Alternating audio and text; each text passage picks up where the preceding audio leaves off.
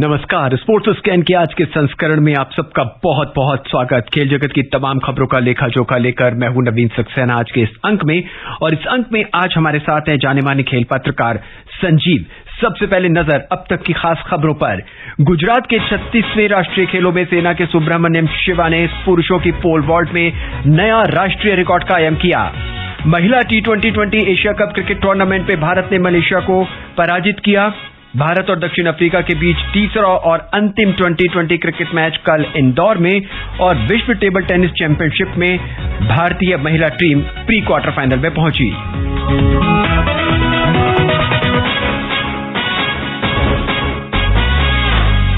गुजरात में 36वें राष्ट्रीय खेल खेले जा रहे हैं। सेना के सुब्रमण्यम शिवा ने पुरुषों की पोल वॉल्ट में नया राष्ट्रीय रिकॉर्ड बना लिया है।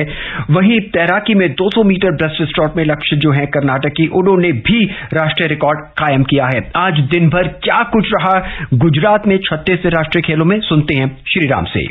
गुजरात में 36वें राष्ट्रीय खेलों में सेना के सुब्रमण्यम शिवा ने पुरुषों की पोल वॉल्ट में 5.31 मीटर का नया राष्ट्रीय रिकॉर्ड कायम किया है। इससे पहले 5.30 मीटर का रिकॉर्ड भी शिवा के नाम पर ही था। भारोत्तोलन में अरुणाचल प्रदेश के सैम्बो लुपुंग ने पुरुषों के 96 किलोग्राम क्लीन एंड जर्क में 198 किलोग्राम भार उठाकर स्वर्ण पदक जीतकर राष्ट्रीय रिकॉर्ड बना लिया है। वहीं महाराष्ट्र की कोमल वाकले ने महिलाओं के 87 किलोग्राम भार वर्ग में स्वर्ण पदक हासिल किया, जबकि कर्नाटक की BN उषा को रजत पदक तथा आंध्र प्रदेश की T सत्या को कांस्य पदक हासिल हुआ। तैराकी की डाइविंग स्पर्धा में महाराष्ट्र की रितिका श्रीराम ने महिलाओं की 3 मीटर स्प्रिंग बोर्ड डाइविंग में स्वर्ण पदक जीता। निशानेबाजी में पंजाब की सिफ्त कौर ने महिलाओं की 50 मीटर राइफल 3 पोजीशन में स्वर्ण पदक हासिल किया। वहीं ओडिशा की श्रियंका को रजत पदक हासिल हुआ। महिलाओं की 10,000 मीटर दौड़ में महाराष्ट्र की संजीवन जाधव को स्वर्ण पदक जीतने के बाद सीमा उल्लंघन के लिए आयोग घोषित कर दिया गया।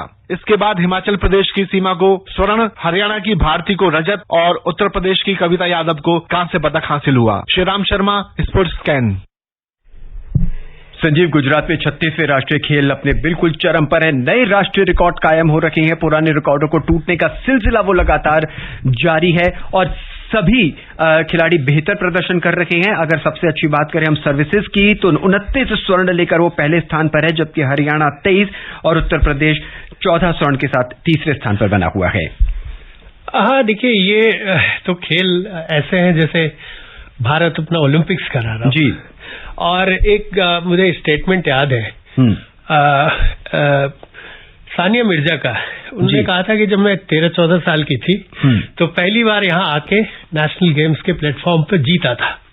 और वहां से जो मुझे सुर्खियां मिली जी, उसके बाद मैं एक एक पायदान आगे बढ़ते हुए और इतने लेवल तक पहुंच गई। तो ये शोकेस करने का है। और वहां पे बड़े खिलाड़ी भी हैं जो इंडिया को रिप्रेजेंट कर रहे हैं, ऑलरेडी स्टैब्लिश्ड नेम भी है, और ऐसे खिलाड़ी भी हैं जो उभरते हुए।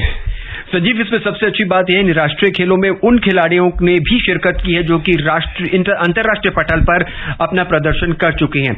ऐसे में वो खिलाड़ी जो राष्ट्रीय खेलों में पहली बार शिरकत कर रहे हैं, पहली बार भाग ले रहे हैं, उन्हें उनसे स्पर्धा करने का मौका मिलेगा और बहुत कुछ सीखने का भी मौका मिलेगा। इस बीच खबर आ रही है नैना जेम्स केरला की, उन्होंने एथलेटिक्स के लंबी कूद यानी लॉन्ग जंप में स्वर्ण पदक हासिल किया है। उन्होंने 6.33 मीटर ऊंची कूद लगाई, लंबी कूद लगाई। देखिए, कुछ ऐसे इवेंट्स हैं जो अब क्षेत्रवार हम कहें तो उनकी एक मोनोपोली हो रही है। जैसे हम देखते पहलवान हरियाणा से आते हैं, वेट लिफ्टर उधर नॉर्थ ईस्ट से आ रहे हैं, बॉक्सर्स आ रहे हैं। उसी तरह ये जंपिंग के जो इवेंट हैं आप देखें तो केरला से आ रहे हैं और साउथ से आ रहे हैं। उसकी वजह है कि वहां से एक बहुत बड़ी लॉन्ग जंपर भारत की निकली, अंजू भाभी जॉर्ज जी। PT उषा भी उधर से निकली, वो भी जंप किया करती थी, हालांकि रनिंग में उनके नाम है, पर शुरुआत में वो भी जंप करती थी। तो वो अब उसका रिजल्ट अब दिख रहा है इतने साल के बाद। फिर वो उन्होंने जब खेल छोड़ा तो वो अपने जो उनके अनुभव हैं उनको बांटना शुरू किया, एकेडमी में काम करना शुरू किया, टैलेंट को पिक करना शुरू किया। तो अब उसके रिजल्ट सामने आ रहे हैं। और आप देखिए, जैसे कॉमनवेल्थ गेम्स में पहली बार ऐसा हुआ कि जंप में हमारे ट्रिपल जंप में हमारे दो एथलीट एक साथ फर्स्ट सेकंड, ये अनहोनी है, ऐसा कभी हुआ नहीं था जी। तो ये जो हुआ है ये आश्चर्य नहीं कहूंगा, क्योंकि उस क्षेत्र से जंपर एक से बढ़कर एक आ रहे हैं जी। इस बीर एथलेटिक्स में हेप्टाथलॉन में स्वप्न बर्मन मध्य प्रदेश की, उन्होंने स्वर्ण पदक जीत लिया है। महिलाओं की हेप्टाथलॉन में डिस्कस थ्रो में पंजाब की कृपाल सिंह भट्ट ने भी 59.32 मीटर का थ्रो कर स्वर्ण पदक अपने नाम कर लिया है। पुरुषों के डिस्कस थ्रो में सभी खिलाड़ी बेहतर प्रदर्शन कर रहे हैं, राष्ट्रीय रिकॉर्ड बन रहे हैं, जिस तरह की हमने अभी थोड़ी देर पहले चर्चा की। क्या इन खिलाड़ियों में से ऐसे भी खिलाड़ी हैं जो अंतर्राष्ट्रीय स्तर पर भी परफॉर्म कर सकेंगे? बिल्कुल, देखिए डिस्टेंस, देखिए अगर कोई एक जूनियर एथलीट है जी और नेशनल लेवल पे, जैसे मान लीजिए कि डिस्कस की बात की, 59 मीटर है, संभावनाएं तो है उनमें। और ये जैसे मुझे याद है नीरज चोपड़ा, उन्होंने कहा कि मैं शुरुआत में 70 मीटर के आसपास थ्रो करता था, लेकिन जब वो बड़े लेवल पे चुन के आए और अच्छे कोचेस के साथ काम करने लगे, थोड़ी सी तकनीक बेहतर हुई, तो वो 90 के करीब पहुंच गए हैं अब।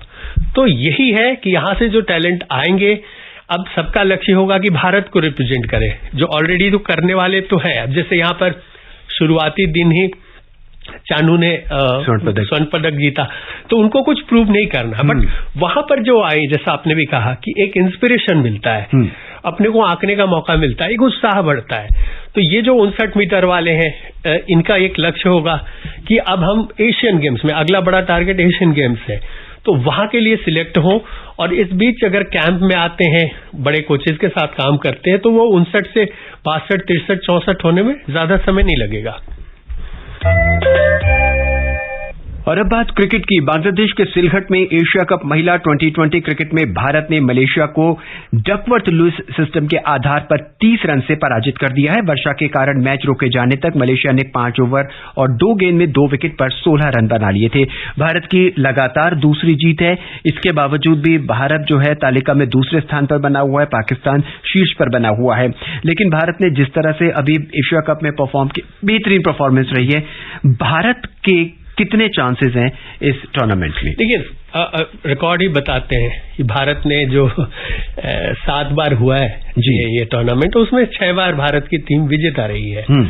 और अभी इंग्लैंड में, हालांकि फॉर्मेट अलग था, लेकिन इंग्लैंड को इंग्लैंड में हराकर जिस तरह से भारतीय टीम आ रही है, इसके अलावा इसी फॉर्मेट T20 में कॉमनवेल्थ गेम्स में फाइनल में भले ही हार गई, बट वहां तक पहुंची। तो भारतीय टीम में क्या है, जो आगे जहां तक जा सकती है हम जानते हैं। फिलहाल उनकी जो दूसरी टीमों से जो मुकाबला हुआ, उसमें मलेशिया से कहे तो ये बहुत बड़ा मुकाबला नहीं था।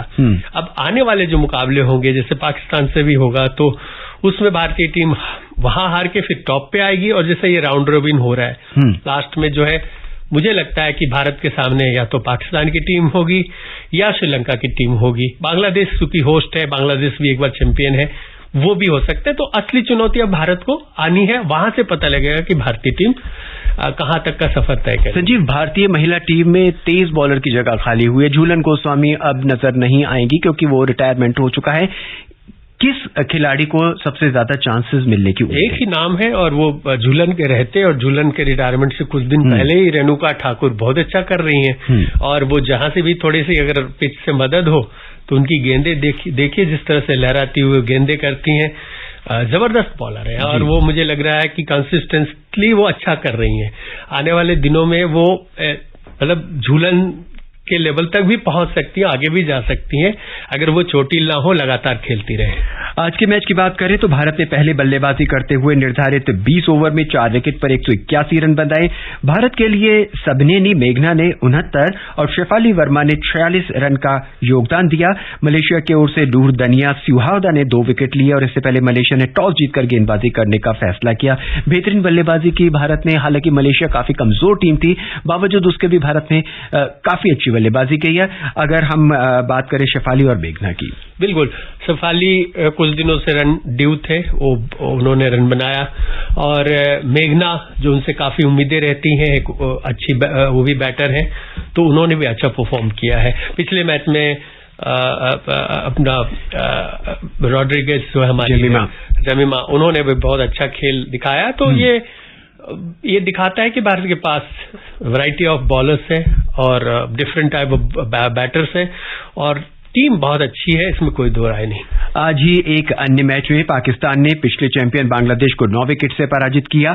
महिला एशिया कप में भारत सहित पाकिस्तान, बांग्लादेश, श्रीलंका, थाईलैंड, मलेशिया और संयुक्त अरब अमारात की टीमें हिस्सा ले रखी हैं। राउंड रॉबिन आधार पर इस प्रारूप में ये टूर्नामेंट खेला जा रहा है। हर टीम 6-6 मैच खेलेगी और जो शीर्ष पर 4 टीमें रहेंगी वो सेमीफाइनल में पहुंचेंगी। भारत और दक्षिण अफ्रीका के बीच 3 2020 क्रिकेट मैचों की श्रृंखला का अंतिम मुकाबला कल इंदौर के होलकर स्टेडियम में खेला जाएगा। मैच शाम 7 बजे शुरू होगा। भारतीय टीम प्रबंधन ने विराट कोहली को इस मैच में आराम देने का फैसला किया है। भारत ने पहले दोनों मैच जीतकर श्रृंखला में अजय बढ़त बना ली है। गुवाहाटी में कल खेले गए मुकाबले में भारत ने दक्षिण अफ्रीका को 16 रन से पराजित किया। इसके साथ ही भारत ने इतिहास रच दिया है। कोई भी जो T20 श्रृंखला है अपने ही देश में जीतने का दक्षिण अफ्रीका के साथ। हाँ, देखिए दक्षिण अफ्रीका की टीम के साथ ऐसा भारत के साथ हो रहा था कि वो पहले 3 बार आए T20 सीरीज के लिए खेल के गए, वो हारे नहीं थे जी। और ये आश्चर्यजनक है, भारत को भारत में हरा के चला जाना ये आसान बात नहीं है। बट इस बार चीजें बदल गई और जिस तरह से भारत ने दोनों मैच जीते हैं और भूलना नहीं होगा कि इंदौर में जो मैच है यही वो मैदान है जहां पे भारत के नाम T20 का सबसे बड़ा स्कोर है 260 रन का। संजीव, कल भी भारत ने बेहतरीन बल्लेबाजी की। 236 रन का जो टारगेट था वो उन्होंने दिया था, लेकिन बावजूद उसके भी डिफेंड करने में हम उतने कामयाब नहीं रहे हैं। सिर्फ 16 रन से हम जीतते हैं, इतना बड़ा विशाल स्कोर बनाते हैं। बल्लेबाजी बहुत बेहतर होती है, गेंदबाजी शुरू में हम बहुत बेहतर करते हैं, मिडिल ओवर और आखिरी ओवर में हम कहां गड़बड़ कर रहे हैं जो लगातार हमें परेशानी का सामना करना पड़ रहा है। ये सवाल का जवाब यही पूछा गया था रोहित शर्मा से गुवाहाटी T20 के बाद। रोहित शर्मा ने कहा कि देखिए ये लगता है बाहर से कि हम खराब कर रहे हैं, लेकिन देखिए तो सामने वाली टीम भी वैसा ही कर रही है, क्योंकि डेथ ओवर्स में बॉलिंग करना वो किसी भी टीम के लिए बैटिंग भी करना मुश्किल है, क्योंकि उस समय ऐसा भी देखा गया है कि डेथ ओवर्स में आप जल्दी जल्दी विकेट भी गंवा देते हैं और रन बनाना मुश्किल है और उससे कहीं ज्यादा बॉलिंग करना मुश्किल है। और ये टीमें देखिए स्ट्रेटेजीज के तहत आगे बढ़ती हैं। अगर शुरू में स्लो खेल रही हैं या पावर प्ले में बहुत ज्यादा रन नहीं आए हैं तो विकेट बचा के रखती हैं और ऐसे पिंच हिटर्स रखे हुए हैं कि रात के बाद में जैसे मिलर उनकी तरफ से आए, जब वो आए तो उस समय तक जब बैटिंग कर रहे थे और क्विंटन डिकॉक भी बहुत धीमी बैटिंग कर रहे थे, पर हम सबको पता है कि मिलर क्या करने में सक्षम है और वो 36-37 रन नहीं होते आखिरी ओवर में, हो सकता है 22-24 रन होते तो वो निकाल ले जाते मैच जी। और एक उनकी तरफ भी है और भारत की तरफ भी देखिए जो फर्क हुआ वो बाद में आके दिनेश कार्तिक ने जो 5-6 गेंदों में 17-18 रन कर दिए तो उसका बहुत बड़ा फर्क रहा। अगर वो रन नहीं होते तो भारतीय टीम लगभग मतलब हार जाती है मैच। तो ये सबके लिए समस्या है और बॉलर्स को इसके लिए नई चीजें ढूंढनी पड़ेंगी, नए तरीके ढूंढने पड़ेंगे। और एक और चीज मैं ऐड करना चाहूंगा कि एक जो रूल आ गया है कि अगर आप 20वां ओवर शुरू करने जा रहे हैं और उस समय तक अगर आपने वो टाइम जो निर्धारित है कि इतने मिनट में आपको ये ओवर पूरे कर लेने, अगर आप उससे ज्यादा समय ले चुके हैं तो आप घेरे के बाहर जो 30 यार्ड होता है 5 के बजाय आप सिर्फ 4 खिलाड़ी को रख पाएंगे। तो वैसे में जो बैटर होता है उसके लिए एक और छूट मिल जाती है अटैक करने की, तो वो ध्यान रखना होगा। बॉलर खराब नहीं है, एक मैच में अर्शदीप सिंह को कहते हैं कि वर्ल्ड क्लास बॉलर है और अगले मैच में कहते हैं कि बहुत पिट रहे हैं, तो ये भी एक समस्या है जिससे निजात पानी होगी। अर्शदीप के लिए करीब बात करते हैं, 4 ओवर करते हैं, 62 रन देते हैं, 3 विकेट भी हासिल करते, 2 विकेट हासिल करते हैं। बेहतरीन गेंदबाजी की उन्होंने अपने पहले ओवर में, लेकिन फिर वही लास्ट के 2 ओवर में और मिडिल ओवर में उन्होंने बहुत पिटाई खाई। अगर हम क्रिकेट की भाषा में बात करें तो कहां पे चूक हो रही है उनसे? भाई मैं देखिए ये आप अर्शदीप को छोड़ दीजिए, वो कम उम्र के 22-23 साल के हैं जी, और इंटरनेशनल क्रिकेट में बिल्कुल अभी कहें तो उनके दूध के दांत टूटे नहीं है। लेकिन आप उस सामने वाली टीम में देखिए रबाडा जी, जो आईसीसी रैंकिंग में नंबर 1 बॉलर रह चुके हैं और अभी भी टॉप में होंगे। रबाडा की क्या हालत हुई, वो भी लगभग 60 रन दे चुके हैं। यही नहीं, लुंगी अंगिडी बहुत अनुभवी उनके बॉलर है, उनके साथ भी यही हुआ। एनरिक नोकिया जो है उनके साथ भी यही हुआ। तो फिर हम सिर्फ अर्शदीप को दोषी क्यों ठहराएं? हाँ, लेकिन ये कहना है कि भारत को वर्ल्ड कप जीतना तो अपने नजरिए से देखना होगा, तो ये चीजें वो सीखेंगे और मुझे लगता है कि समय के साथ सीखेंगे। ऐसा नहीं है कि वो ओवरनाइट चीजें, वो जरूर वीडियो देखते होंगे, जरूर एनालाइज करते होंगे कि हमको यहाँ गेंद डालनी चाहिए थी, ऐसे करना चाहिए था। इस बीच विराट कोहली T20 क्रिकेट में 11,000 रन बनाने वाले पहले भारतीय खिलाड़ी बन गए हैं। उनसे ज्यादा रन सिर्फ क्रिस गेल, कैरन पोलार्ड और शोएब मलिक ने ही बनाए हैं और अगले मैच में विराट कोहली को आराम दिया गया है। किस खिलाड़ी को चांस मिलेगा नंबर 3 पे आने का? सूर्य कुमार यादव को ऊपर खिलाया जाएगा, ये हो सकता है। उनकी जगह आप क्या ऋषभ पंत और दिनेश कार्तिक दोनों ही नजर आएंगे कल? नहीं, वो भी हो सकते हैं। ऋषभ पंत तो खेल ही रहे हैं, ऋषभ पंत तो 11 में रह ही रहे हैं, विकेट कीपिंग वही कर रहे हैं, दिनेश कार्तिक आउटर फील्ड में फील्डिंग कर रहे हैं जी। श्रेयस अय्यर को मुझे लग रहा है खिलाया जा सकता है कि श्रेयस अय्यर भी स्टैंड बाई में भी है वर्ल्ड कप के लिए और एक उनको आंकने का मौका भी मिल सकता है कि कैसा करते हैं वो। अगर कल को कोई इंजर्ड होता है तो 11 में वो आ जाएंगे कि स्टैंड बाई में है वर्ल्ड कप के लिए, तो श्रेयस अय्यर को मुझे लग रहा है कि 11 में शामिल किया जा सकता है। और संजीव, सूर्य कुमार यादव बेहतरीन बल्लेबाजी कर रहे हैं, लगातार कर रहे हैं, बॉलर को समझ नहीं आता उन्हें कहां और किस दिशा में बॉलिंग की जाए, क्योंकि वो विकेट कीपर के पीछे भी छक्का मारने में सक्षम है, जिसे कहते हैं 360 डिग्री 360 एंगल में घूम के वो बैटिंग कर रहे हैं। हाँ बिल्कुल, देखिए ये जब एबी डिविलियर्स के लिए सिर्फ कहते थे, अब ये दूसरे नए उनके जाने के बाद लगता था कि ऐसा कौन सा एक बैटर होगा, तो हमारे यहाँ ही ये छुपे हुए थे और डोमेस्टिक क्रिकेट में सब कोई उनके बारे में जानता था कि हर आदमी जानता था कि ये एक बहुत ही टैलेंटेड खिलाड़ी है। जब मौका मिला है तो वो दिखा रहे हैं कि वो वाकई 360 डिग्री खिलाड़ी है। दक्षिण अफ्रीका के साथ 6 अक्टूबर से शुरू होने वाली एक दिवसीय क्रिकेट श्रृंखला के लिए शिखर धवन की अगुवाई में भारतीय टीम की घोषणा कर दी गई है। श्रेयस अय्यर को उप कप्तान बनाया गया है, जबकि रजत पाटीदार और मुकेश कुमार को पहली बार टीम में जगह दी गई है। रजत पाटीदार और मुकेश कुमार के पास अब चांसेस है भारतीय टीम में अपनी जगह बनाने का। हालांकि अभी उन्हें 3 मैच ही खेलने को मिलेंगे, लेकिन परफॉर्मेंस तो आप जानते हैं भारतीय टीम ये अब जी इस T20 वर्ल्ड कप की हम बात कर रहे हैं, बट ये भूलना नहीं होगा कि 2023 में वनडे वर्ल्ड कप भी है 50 ओवर वाला, तो इनमें से जितनों को मौका मिल रहा है वो वहां भी उनका टारगेट होगा कि ऐसे हम जो वनडे के मैचेस खेलने को मिल रहे हैं इस तरह से हम परफॉर्म करें कि सिलेक्टर्स के ध्यान में रहे। तेज गेंदबाज की जगह बनती है, क्योंकि भारत में तेज गेंदबाज की कमी लगातार नजर आ रही है। बुमराह चोटिल हो जाते हैं, बहुत कम खेलते हैं।